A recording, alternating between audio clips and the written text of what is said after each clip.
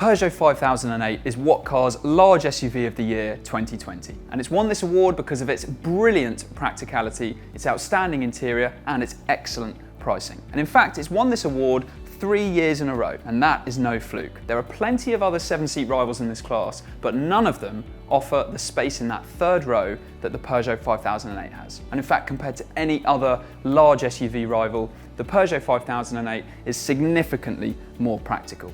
It also has a good choice of engines. We'd go for the PureTech 130 because it's smooth, refined, punchy, and it certainly has enough power for motorway journeys, and it's great around town too.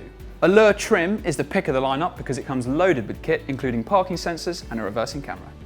Inside, the Peugeot 5008 looks and feels really classy, so for interior quality, it actually competes with some premium badge cars from this class, which obviously cost a lot more to buy. You also sit nice and high up, which is something SUV fans really love, and you get a great view out in all directions. It's really practical as well, and its third row seats are more spacious than they are in many rivals like the Seat Tarraco and even the more expensive Land Rover Discovery Sport. And as long as you haven't got 7 people on board at the same time, you've actually got a really great boot as well. The smallest 129 bhp 1.2 litre petrol is actually a very eager engine that's more than capable of getting this large SUV up to speed. Every 5008 has a nice pliant ride on the motorway, although we would recommend going for slightly smaller alloy wheels because this means that the 5008 then maintains a more compliant ride around town than its key rivals.